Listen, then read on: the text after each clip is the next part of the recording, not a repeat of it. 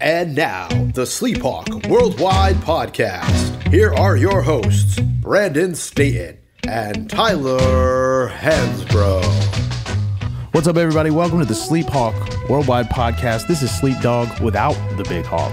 We got our boy back, Ross Martin, everybody's favorite guy on Instagram. Dude, Ross, thanks for joining us, man. Big Hawk's up to golfing, just living it up here, leaving us to do the dirty work, but here we are. I mean, we're role players, dude. At least I am.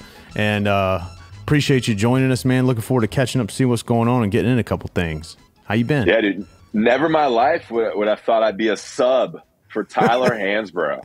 I mean, tapping in when you need me. I really appreciate having me on. I'm a longtime listener. We met once on Franklin Street there, and then a couple times at a UNC football game, basketball game. But I've been a loyal listener and follower, so I'm excited to be on, man. I appreciate it. Let's get into it. Damn right, man. Of course. I didn't even think about it that way. That's like, you just tell like a really weird riddle to people. Like, hey, you ever heard of Tyler Hansbrough? Like, I subbed in for him one game. That's right. Way he can say he has had an ace, but not a hole in one. That's a whole different story. But yeah, no, dude, great to have you here. We'll get caught up here. Before we do that, I'll give a rundown what we're planning to get into. This could go any number of a million different directions. Women's national team, not looking so hot. A lot of chirping going on about what's going on there. We might touch on that. Talk about conference realignment, college football, Tar Heels, all that stuff. We've got the guy here for that. I mean, you come here for any football, you ain't getting it. But today you are. If we run out of gas and ain't got nothing else to talk about, we'll talk about that dude getting knocked the hell out on the baseball field last night. That was pretty crazy. Jake Paul. We'll try to figure out whether he's a boxer or not. Before we get into all that boring stuff, let's catch up with Ross, dude.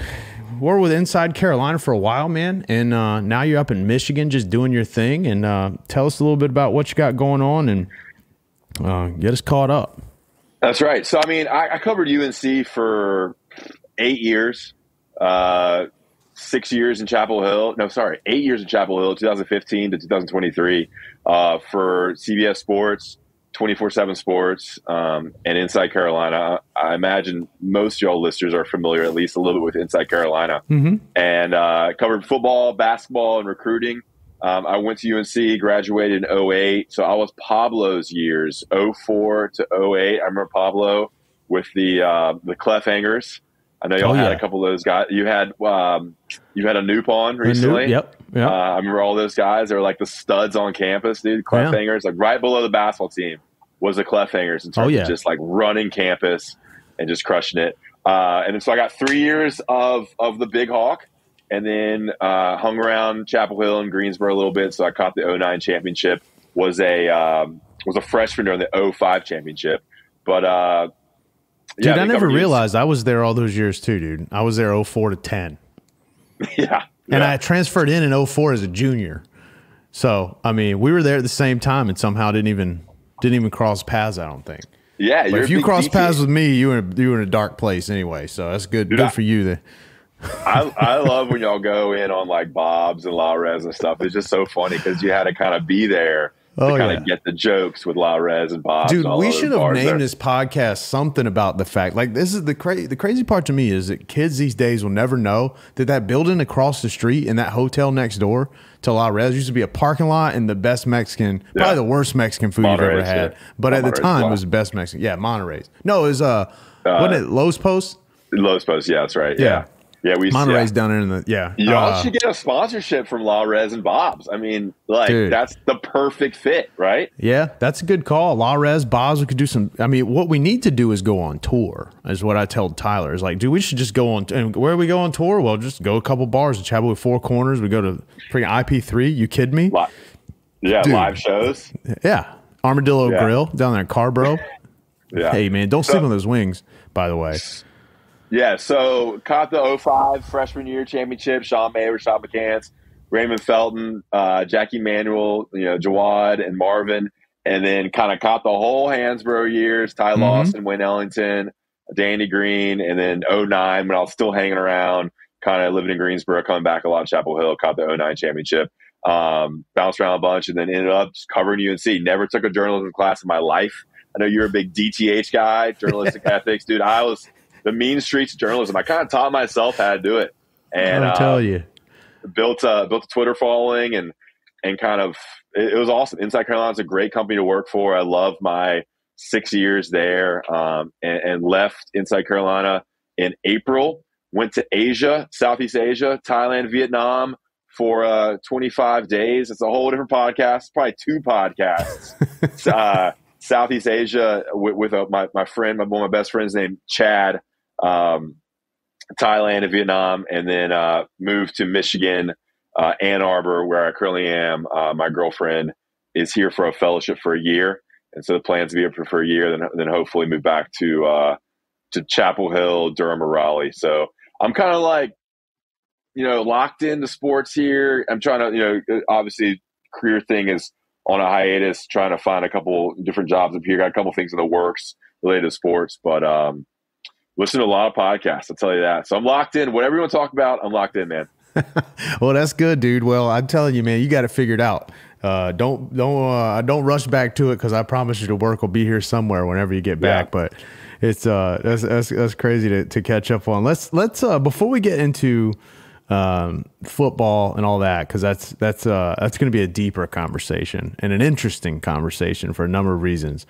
But we've been on a soccer roll here, dude. Me and Big Hawk, they signed Lionel Messi, or maybe that happened after, and then we went to a soccer game. Professor Pablo just out there piping out the national anthem, and we missed it. I don't know if you heard about that, but that was hilarious all the way around. But the women's national team in the World Cup, and we even said that, like, we don't watch soccer. I'd rather literally watch. I heard the podcast. Oh my God! I heard the podcast where y'all ripped on the Wrexham game. I was walking around the stadium that day before I moved. So that's funny. The best part, you know what the best part of that game was? Did you get free tickets though? Yeah, Pablo got them for us. Actually, I still owe Pablo money for those. Sorry, Pop. I forgot all about that till right now. The best part of that game, this is a true story. I'm not just saying this because you're here, is I came home and I was like, God, that was fucking awful, because we drove all the way there. We paid $50 a park. We had to walk. Like, nobody even clapped the whole game, basically. The cookies sucked. We did go into Blue Zone. People were like, hey, we love the pod. I was like, hell yeah, this is cool. I didn't know anybody even listen to shit.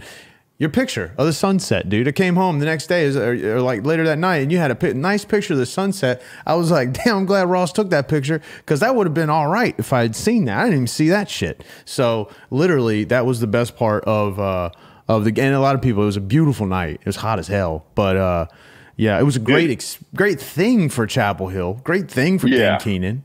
But damn, dude, couldn't it get messy there? Well, I think it's a good talking point, because we don't spend too much time on Rex and Chelsea, but I think the Keene Stadium should host 2 or 3 events every summer. Yeah. I think it stimulates the economy. You get people from out of town coming in, going to Franklin Street, going to these bars, hotels, restaurants that don't have much action during the summer. Host like a soccer friendly in some capacity. Host a concert, dude. Yeah, Taylor Swift, Bruce Springsteen. Some big show that fills Keenan, and then probably maybe 2 of those, and then dude, that'd be awesome. And you do one. They used to do that stuff. You in July and do it in August. Yeah, you used to have.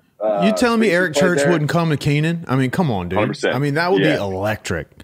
There's a couple issues. I mean, obviously parking sucks, and they have a working hospital that's right next door, and like there's people having emergencies, and you got ambulances coming in. Point. They got to deal with the working hospital aspect, but I think 3 times in the summer you get a big show, 2 big shows, and then a soccer friendly or some other sport maybe. Yeah, that'd be awesome, man. It was awesome seeing people from all over the country coming to Chapel Hill. I didn't go into the game, but I walked around, I tailgated a bunch, kind of captured the scene.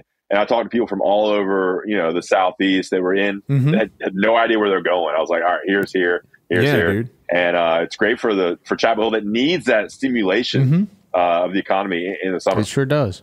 No, it was cool, man. It really was. Like, we shit on the game because we don't like soccer, but the event itself was awesome. It was fun to sort of be there and be around it.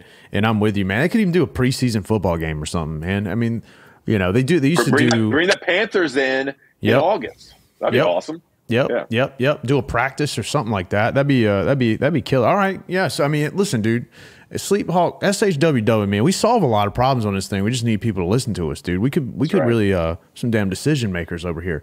But the only soccer game anybody really give a shit about lately is this women's national team lost last night. I'll be honest with you. Last night, I'm talking about 5 a.m., bro. Sleep Dog is always awake at that time. Did not turn it on. Did not know anything about it.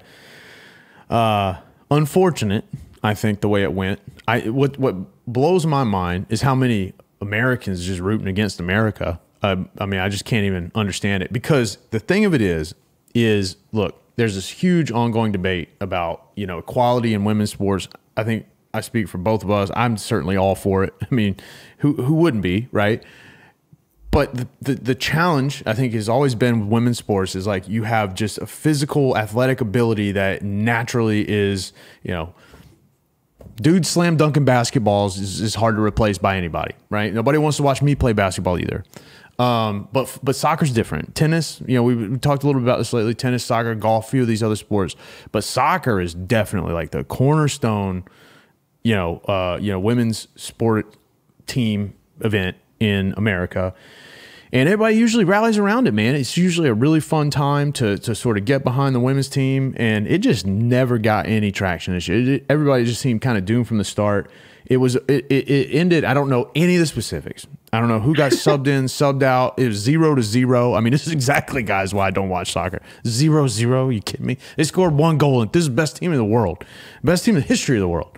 And they scored 1 goal in 3 games. I mean, come on, dude. That ain't an indictment on a team. That's an indictment on a game. Come on. But yeah, and they lose essentially on Rapinoe's missed PK. And the whole world, man, dude, it's like, it blows my mind. Like, why is everybody so excited about it? Why is this such a polarizing thing, Ross? Like, why can't people just be like, damn, this sucks? This might be the first podcast, SleepHawk Worldwide, where you have 2 guys talking about a women's game that neither guy watched. I didn't watch it. I haven't watched a single game. Yeah, I mean, I consider myself a huge feminist. Yeah, I consider myself a huge feminist. But I didn't watch this game. I'm all for it. But I was going to watch maybe when they get to the Elite Eight or the Final Four there. It sucks for the U.S., right? Yeah. They lose a huge viewership there. And I think a lot of people why did people think they wanted USA to fail?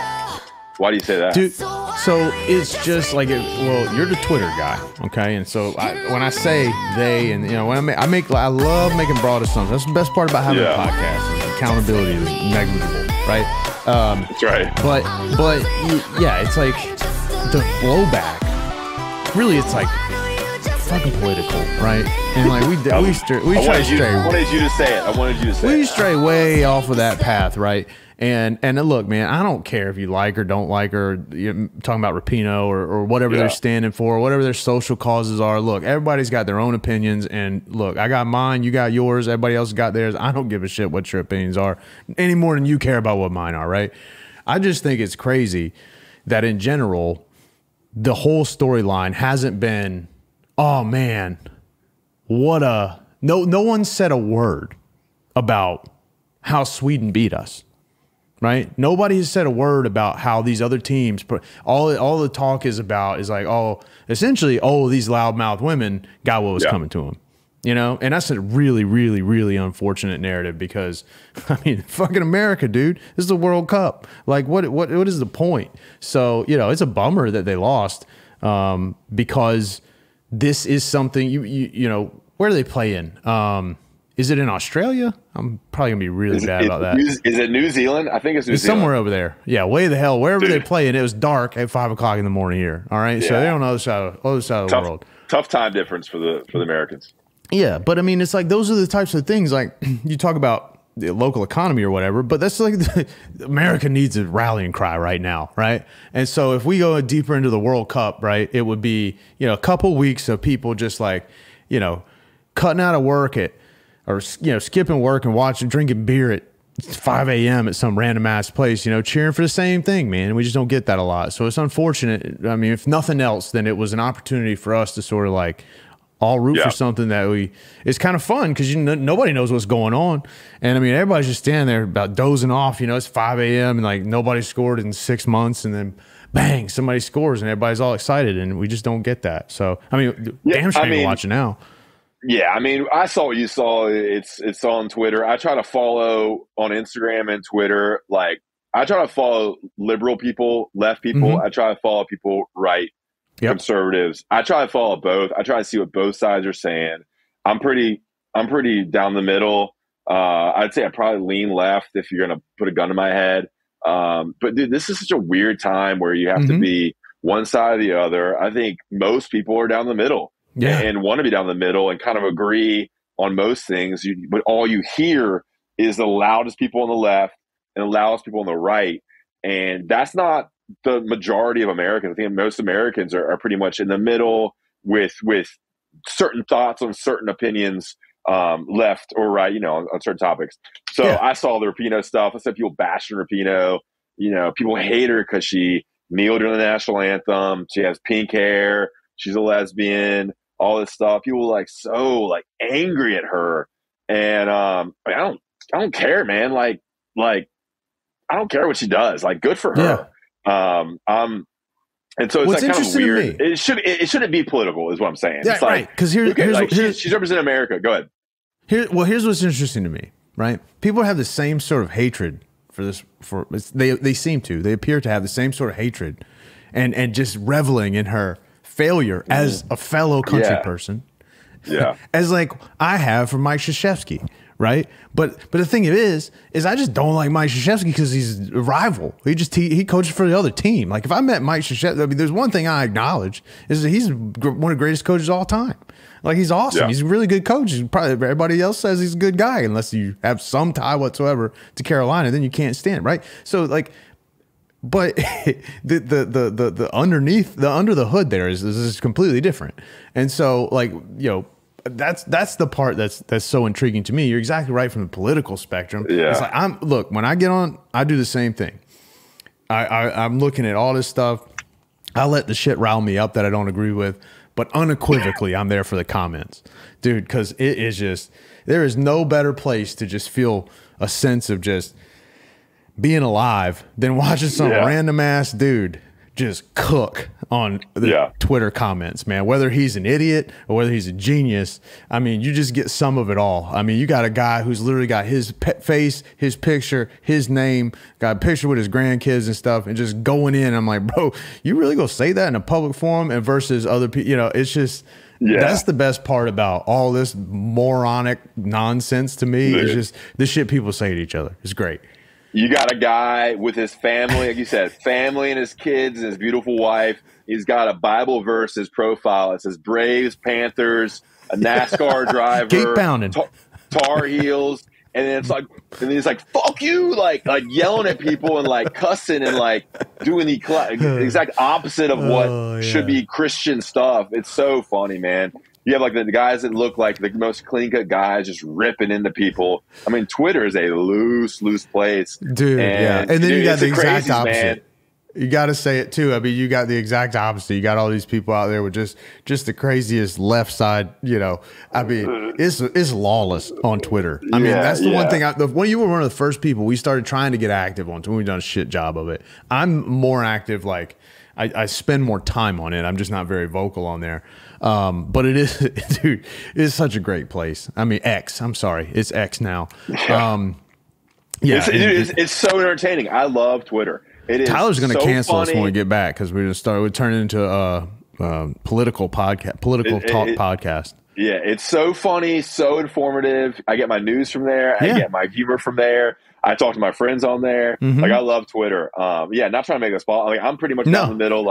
I try to see both sides because I think that's how you should be able to be informed on what both sides are saying. So you kind of see both sides of the crazies. You kind of pick where you want to pick it. But the Megan Rapinoe stuff, people hate her. But she hate because she did stuff that pisses people off, and so people are going to revel in her being unsuccessful. And you hate to see it, but that's kind of, that's how it is. People hate her. On the soccer side, do they deserve, in your opinion, forget the game and forget the political side of it, do they deserve the criticism? Because look, the one thing, and we talk a lot about this, and it's hard in talking, especially about college kids, right? You want the credit, you want the glory, you want the adulation. But one of the hard things about being a professional athlete that I certainly know nothing about is you got to take the bad too. And the criticism from a soccer standpoint, from a sports standpoint, I think it's fair. It's merited. I mean, you're the best team in the world. You've been the best team in the world. You know, you're supposed to walk through the World Cup. And I get it's not that easy. And there's a bunch of people like me that I played soccer. Last time I played soccer, I was missing my 2 front teeth. I was from 6 years old. Okay. So I get, like, I'm not a expert on the game. But I do know that when you're as good as the women's national team is on a world stage, like, you're supposed to win. And not only did they not win this game, they just looked like they didn't care. And so the other side of this is, you know, I'm curious what people think about, you know, kind of how they handled that, what I would call a responsibility, you know? Yeah, I mean, I think you hold them responsible. Yeah, it's just like any other team. Like, when you have the talent, you should win, and you think you have the better talent, then you deserve the criticism that comes. They're professional athletes. You hate to bash on, you know, college kids, but once you get to the professional level and you get paid, you certainly deserve the criticism. I think you could relate this to like UNC football. Like, UNC should not have lost to Georgia Tech last year. They probably should not have lost to NC State last year.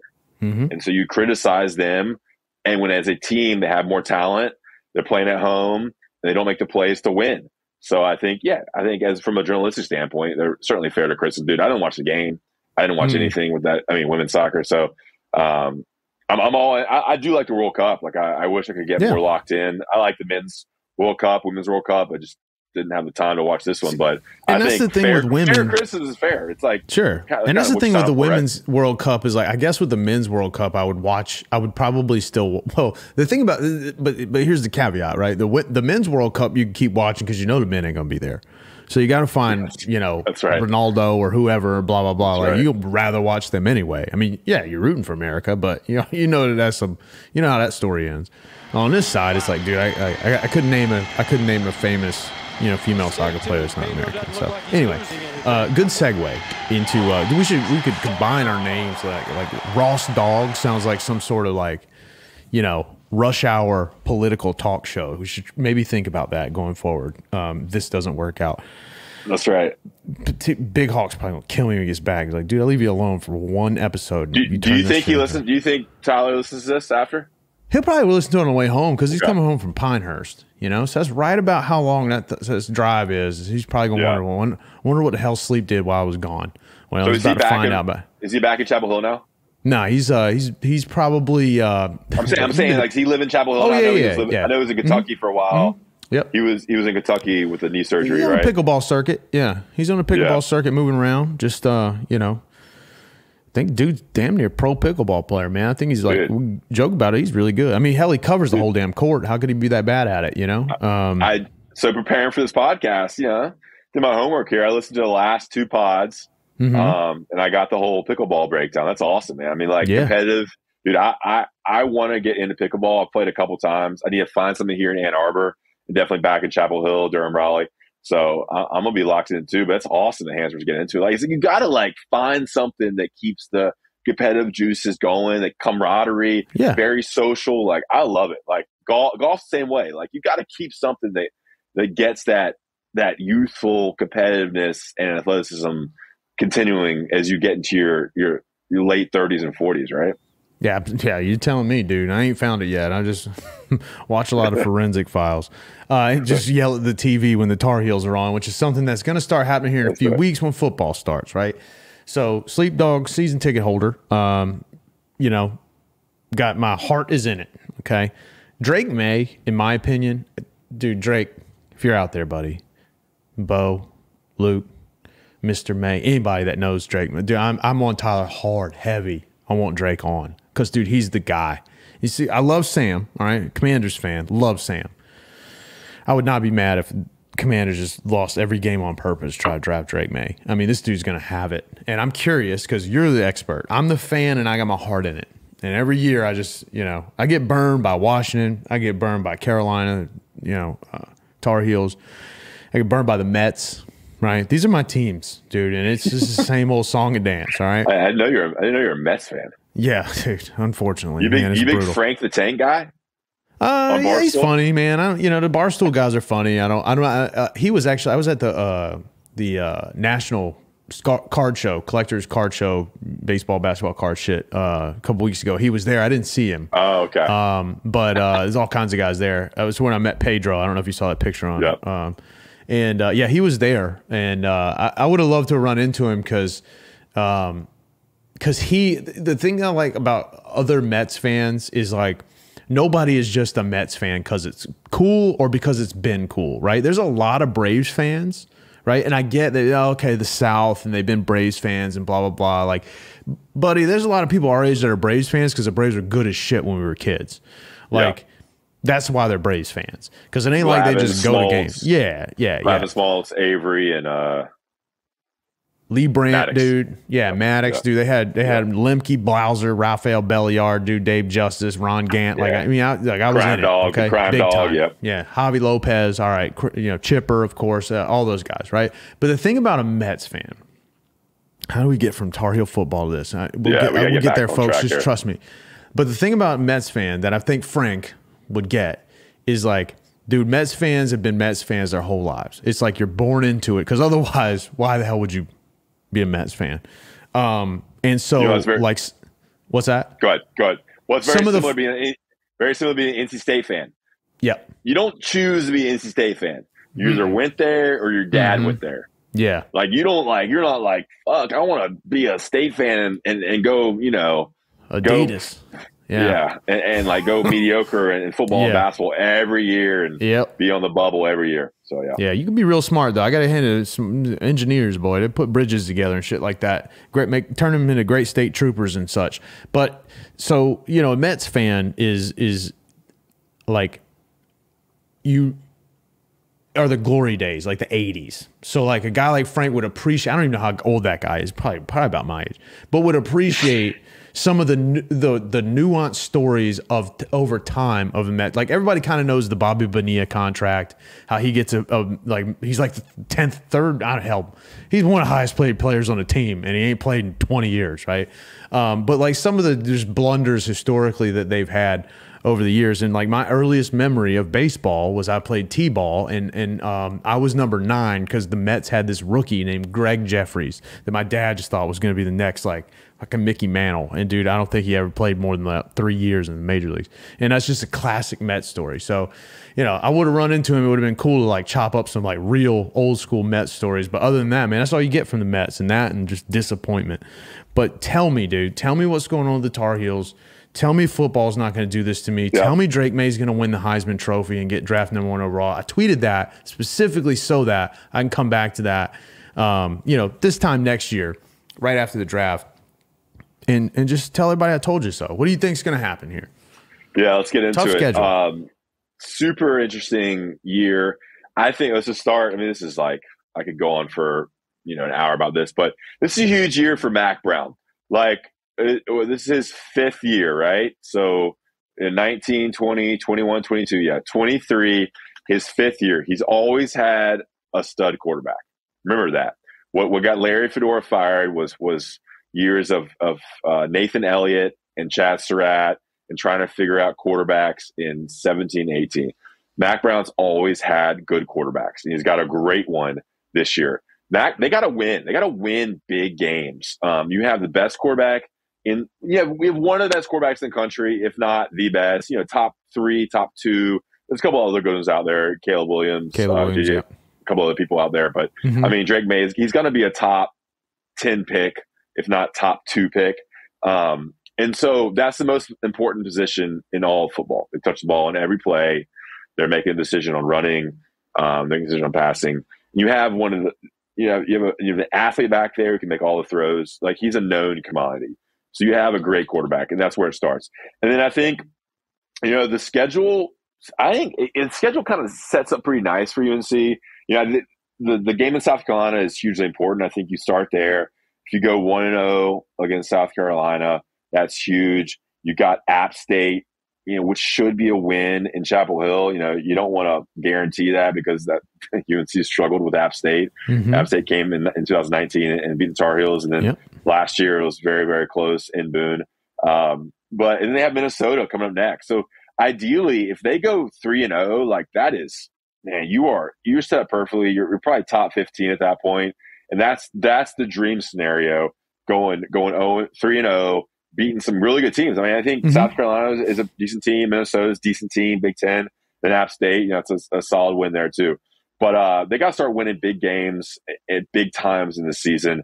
I don't know how deep you want me to get into it because I can go really deep, but it all starts with O-line and D-line.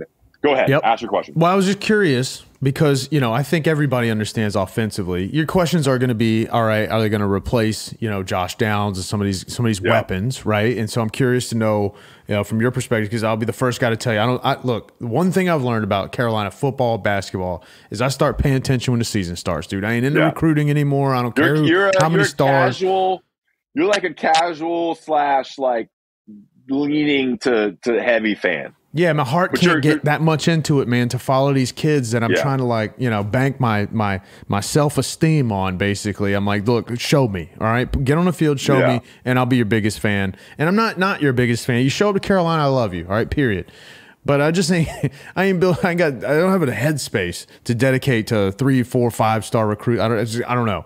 So my question is like, who are the guys we should be watching for offensively to replace, the guys that are gone? And then defensively, which I think is most casual fans' glaring sort of gap, is like, how are we going to, look, we can score points. I don't give a shit. I mean, you got Drake May, right? I can catch the ball for him sometimes, right? But you got to stop the other team from scoring too. That's part of the game, right? And we ain't been very good at that for a long time, it seems like. So, those two things. Who are the guys coming in on offense we got to be watching out for, and are we going to be better on defense?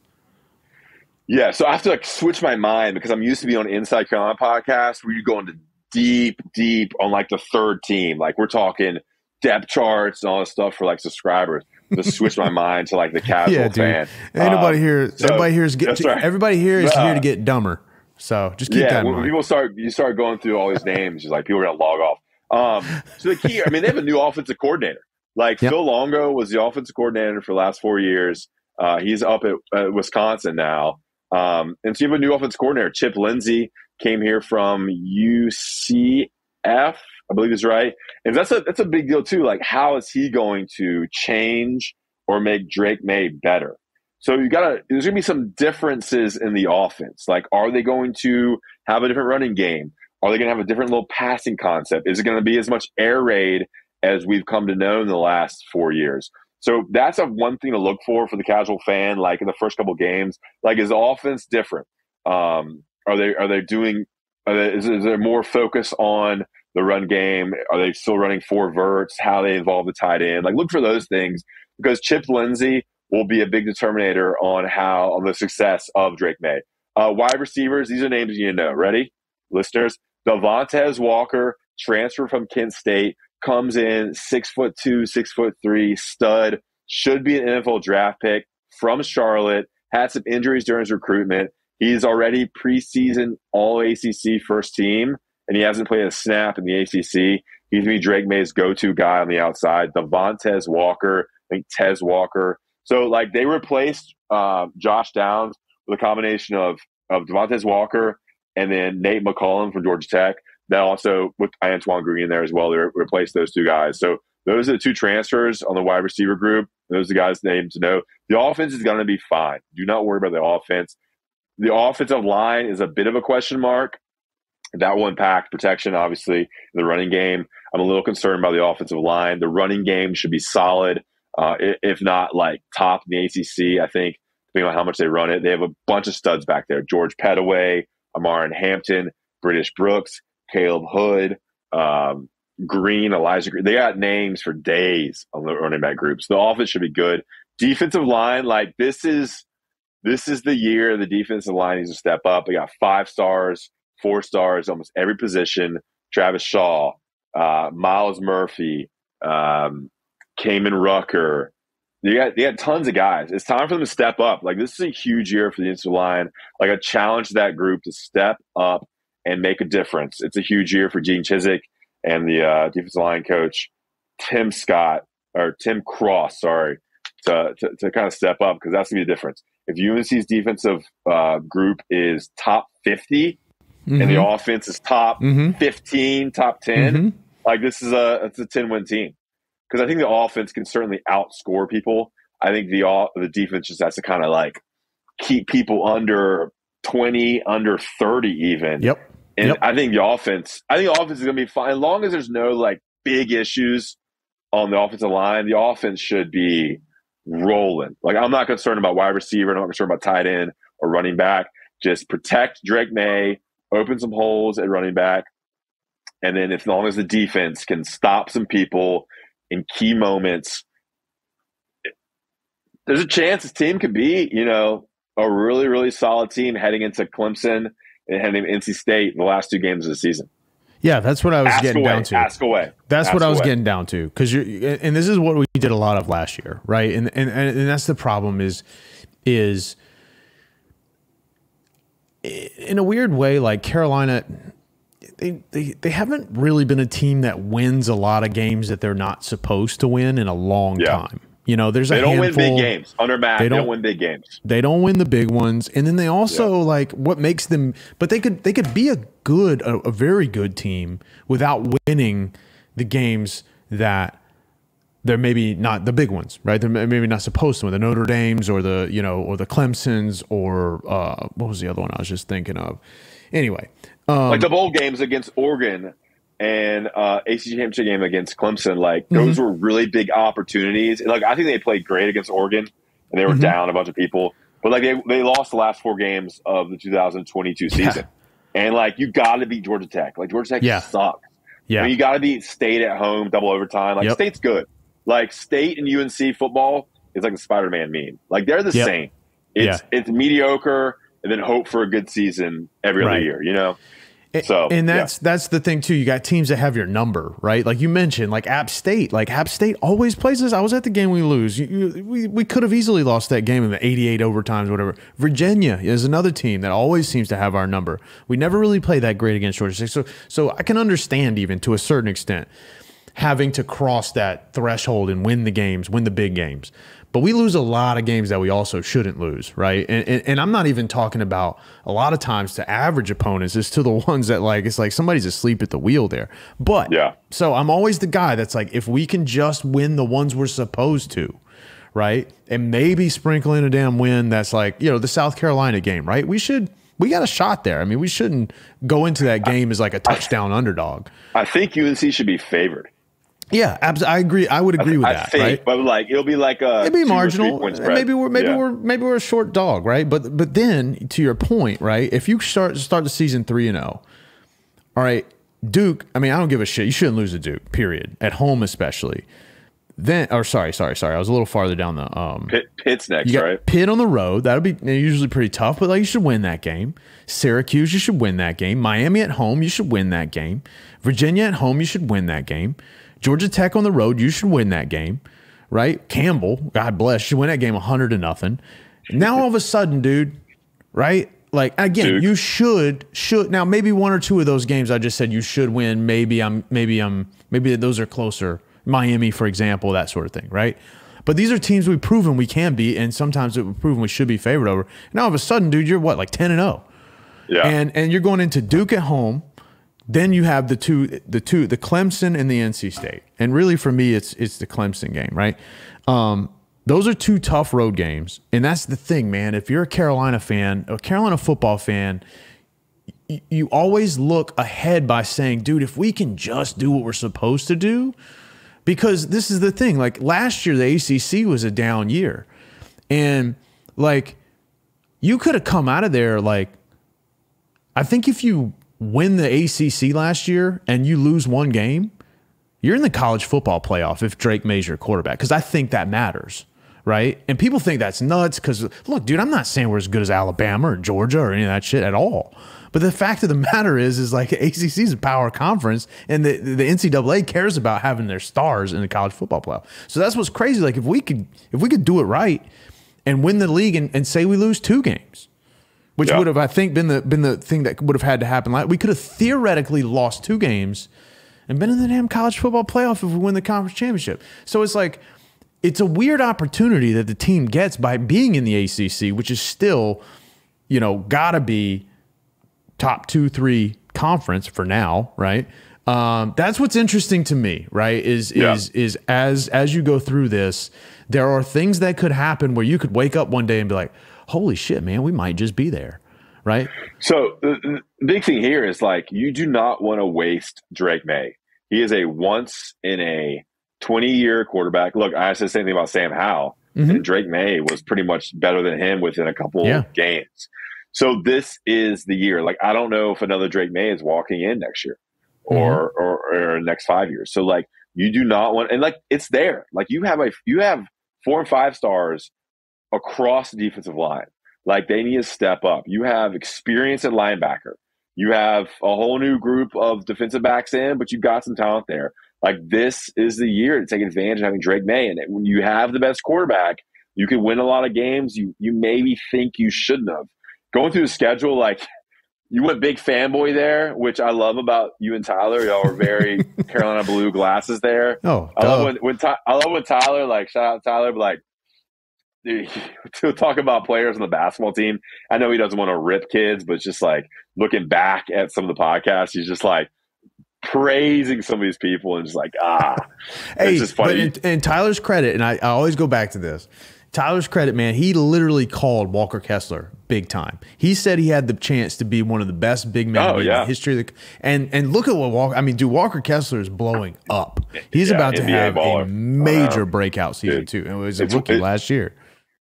It's one of the biggest what ifs in UNC basketball. Yeah, I think the schedule, like, it sets up, like, if they can get past South Carolina, beat App State at home, and then Minnesota's a tough one. Like, who knows? Yeah, Minnesota football. Exactly. Like, I don't know shit about them. Like that's an opportunity to get a solid win because Minnesota may end up being a pretty good Big Ten team. Row the boat, right? And then Pittsburgh away is gonna be tough. Like, sure, if they lose Pittsburgh away, like, I'm not blaming them. That's a tough place to play. Narduzzi, schemes things up. But after that, you have Syracuse at home, like you went through. Syracuse at home, Miami at home, Virginia at home. Those are all winnable. Who knows about Miami? Mac Brown's had Miami's number. Georgia Tech, they have a new coach down there.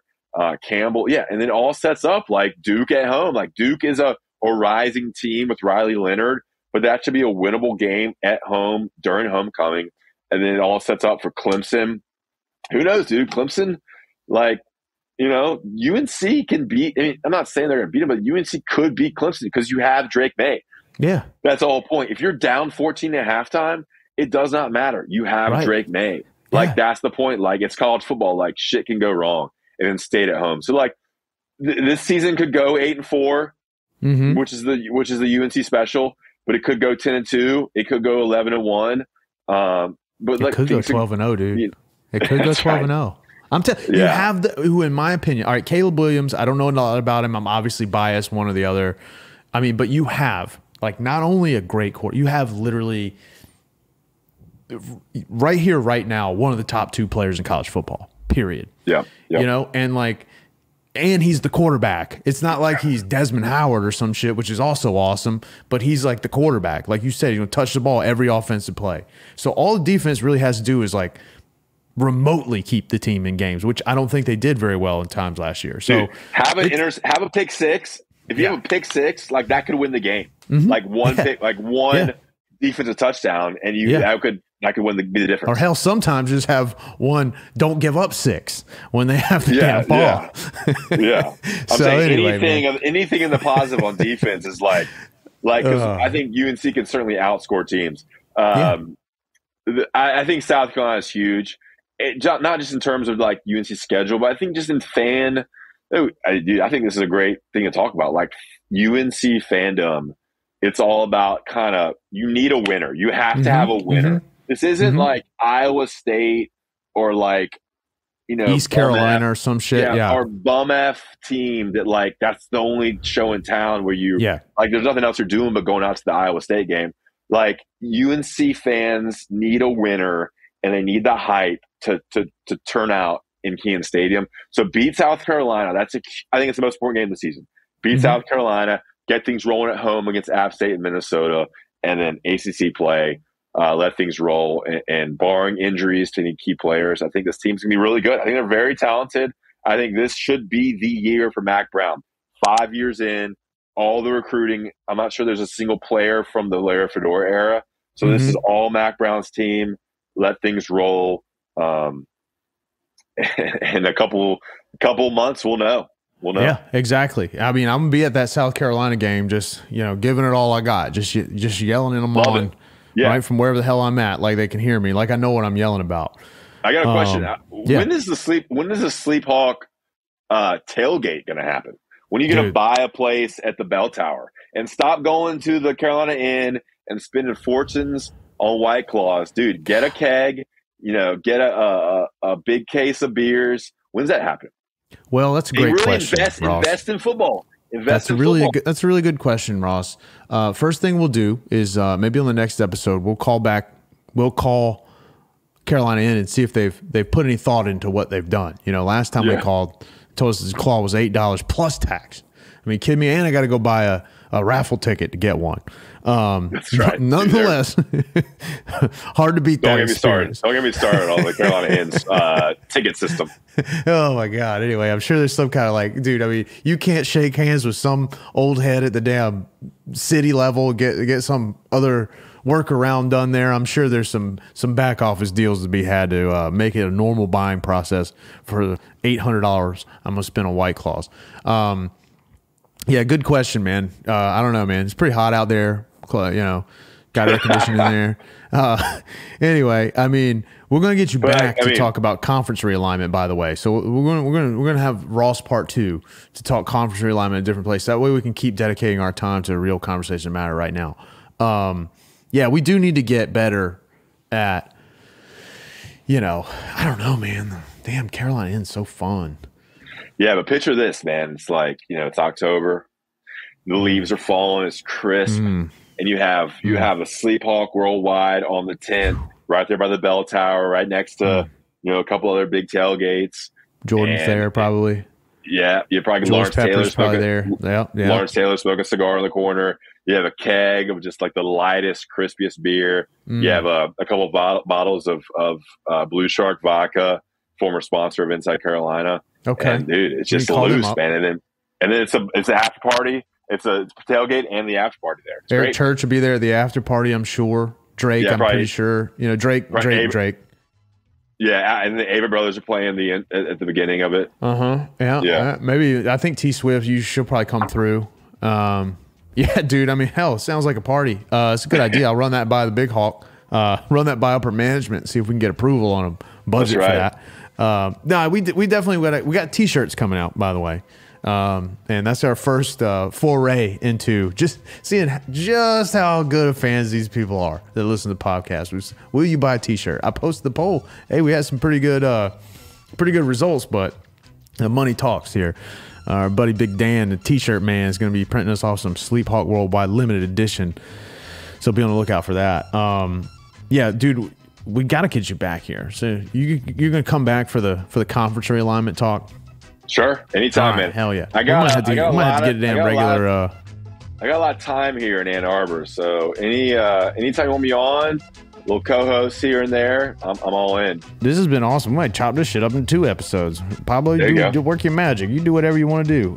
We'll have you back on soon, man. I really appreciate you coming on, and glad to hear you're doing well. If you ever need a regular gig shooting the shit with 2 morons, you just call us up. We're going to be hitting you up here in football, asking you, who the hell was that guy you said again? Because football season starts soon, and we're optimistic about it, man. You got anything else? Dude, anytime you have me on, I'm all in, man. I love to chop it up with Tyler Hansbrough. I got some stories about him. I would love to say when he's on during his undergrad years. And then, of course, we got a big year for UNC football. So anytime, man, I got a little extra free time here in Ann Arbor. So anytime, man. Well, we'll definitely get you back on there soon. You got anything else? That's it for now. God, anything else? Come on, Ross. You listen to podcasts, you ain't got nothing else? Oh, stay safe. Stay safe.